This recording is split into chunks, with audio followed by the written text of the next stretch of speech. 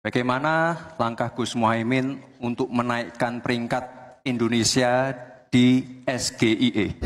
Maka singkatannya adalah sego goreng iwak endok.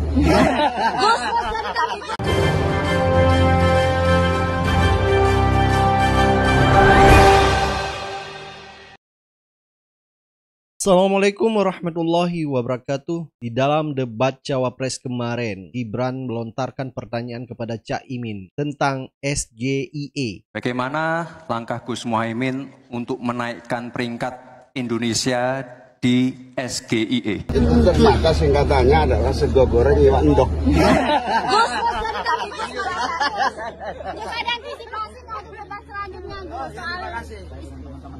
Evaluasi soal istilah-istilah kayak gitu, Gus, untuk peserta Cawapres sah saja. Tapi kan kita ini mau berdebat sego goreng iwak endok, mau berdebat substansi bangun negara. Gus nggak merasa dijebak dengan singkatan-singkatan politik? Gus Pak Nusron tapi bilang itu substansi, Gus, katanya. Substansi boleh, nyatanya saya jawab bagus kan. Soal bank syariah, soal ekonomi berbasis halal, saya jawab bagus jawaban saya. Soal singkatan aja, ternyata setelah saya cari di Google itu tadi sego goreng iwak endok. Nah, akibat pertanyaan ini banyak netizen yang mengkuliti Gibran memberi kritik pedas terhadap pertanyaan yang menjebak Cak Imin ini, sehingga netizen memberi komentarnya di sosial media. Tak terkecuali pengamat komunikasi maupun pengamat politik, bahkan salah satu profesor pakar komunikasi politik mengatakan bahwa debat Cawapres kemarin Gibran seperti mengikuti cerdas cermat anak SD. Teknis gitu loh. Jadi kalau muncul pertanyaan yang bersifat teknis, itu menurut saya lebih rendah derajatnya dari cerdas cermat SMA gitu loh. Yang paling mengganggu menurut saya adalah cara bertanya. Mengapa di cara dalam bertanya? Bahasa Indonesia saja ada pakem yang mengatakan ketika kita mengatakan sesuatu yang bersifat teknis atau singkatan akronim, maka secara etis wajib untuk pertama kali kita menjelaskan apa yang kita maksud dengan istilah itu atau apa kepanjangan dari singkatan itu. Sebab malam itu paslon nomor 2 dalam secara bertanya, dia meniru bapaknya ketika debat 2019 ketika menyebut unicorns gitu ya, Prabowo kebingungan, dan itu diulang oleh anaknya. Menurut saya pengulangan boleh saja, tetapi maksudnya ingin mempertontonkan kecerdasan, tetapi menurut saya agak gagal, kurang fokus gitu. Harus dibedakan antara pertanyaan yang tidak dimengerti, tidak dipahami, dengan pertanyaan yang tidak bisa dijawab. Kalau ada pertanyaan yang tidak bisa dipahami lalu tidak memunculkan jawaban, itu salahnya yang bertanya. Tetapi wise-nya dia, cara dia bertanya, cara dia merespon, itu tidak seperti gestur yang ia perlihatkan ketika dia ketemu orang. Dia menganggukkan, tapi ternyata anggukan tanda kesopanan itu tidak begitu nampak dalam cara dia bertanya atau memberikan respon atas jawaban. Kalau bertanyanya salah, informasi yang dihasilkan akan salah, dan tentu saja keputusan yang dihasilkan juga akan salah gitu ya. Jujur ya, gua yang anak ekonomi syariah aja S1, S2, dan istri gua yang ex Komite Nasional Ekonomi Keuangan Syariah itu jarang mendengar singkatan itu. Nggak lazim nih di telinga. Ini lagi disebutnya singkatannya doang di forum debat. Kenapa sih nggak dipanjangin aja biar clear gitu loh. Guys, akhirnya gue tahu nih sekarang kepanjangan dari SGIE. S-nya si, G-nya gemoy, I-nya itu, E-nya emosian. Jadi kepanjangan dari SGIE, si gemoy itu emosian. Nggak bahaya tak? Soal carbon capture and storage, mereka mengernyitkan dahi. Soal SGIE, mereka nanya apa itu SGI, apa itu SGIE. Nah, ini merupakan cerminan bahwa seharusnya debat itu bisa dicerna oleh seluruh lapisan masyarakat. Di sini mereka nggak ngerti, di sini mereka nggak dapat apa-apa. Jadi ya mereka bingung. Tahu SGIE, Pak? Nggak tahu. Tahu carbon capture and storage? Nggak tahu juga. Jadi nanyanya apa itu? Gimana tadi? Siapapun akan bingung.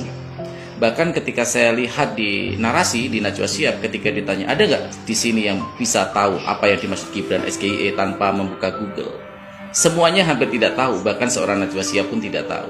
Artinya ini bukan masalah bisa menjawab atau tidak, justru yang bodoh adalah yang memberi pertanyaan. Anda harusnya bisa menjelaskan dulu apa maksud dari SGIE ini dulu, baru nanti Gus Muhaimin akan menjawab. Tapi sayang, Anda sepertinya terjebak oleh keinginan konsultan politik Anda untuk mempermalukan seseorang yang justru saat ini Anda yang dipermalukan oleh orang banyak. Karena itu terbukti bagaimana konsultan-konsultan politik Anda di belakang Anda itu sangat remeh-temeh, hal yang bersifat teknik, bukan substansi. Cara diskusi Anda adalah seperti cara diskusi anak-anak SMA cerdas cermat atau SMP yang sedang melakukan cerdas cermat.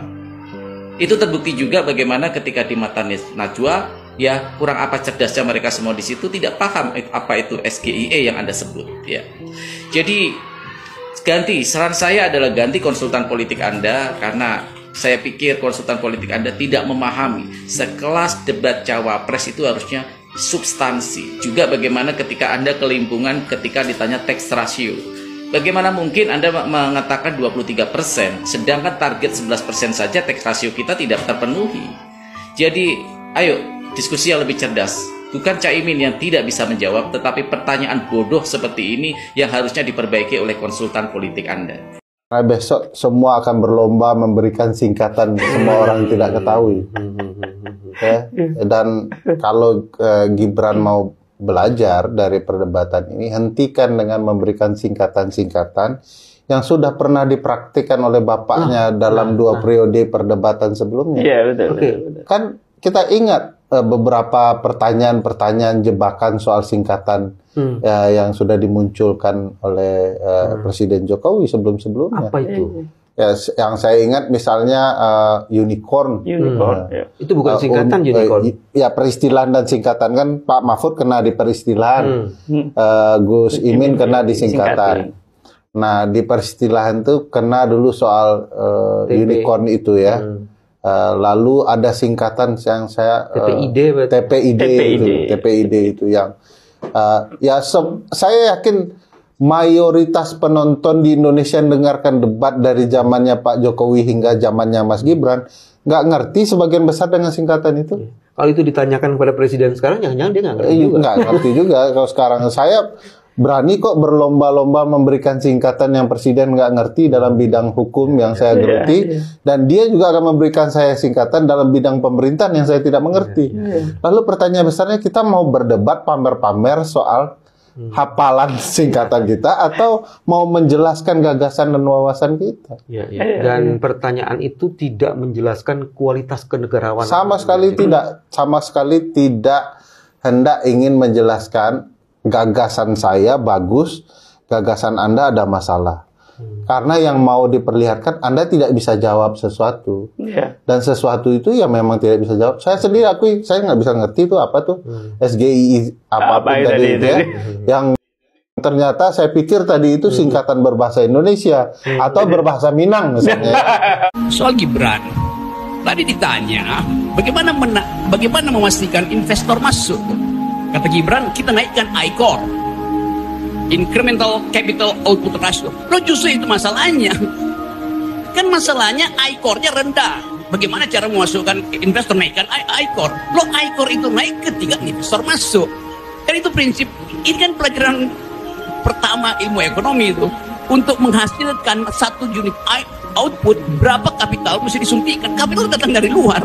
Jadi nggak ngerti juga konsep ini. Bahayanya kalau hanya menghafal itu dasar-dasar akademis nggak dikuat. Gibran, kan dia percaya diri. Bahwa SGIE itu kan bahasa Indonesia SGIE. Ya, SGIE versi Jawanya kan, versi Gibrannya. Dia kan mengatakan posisi Indonesia berada di urutan ke-10. Tapi data yang dikonfirmasi oleh jutaan rakyat terlihat bahwa Indonesia itu kan masuk 4 besar. Dan lebih khusus pada produk makanan halal, Indonesia itu nomor 2 sesudah Malaysia. Nah, kalau itu juga ditarik dalam praktek ekonomi syariah di Solo, itu juga tidak terbukti.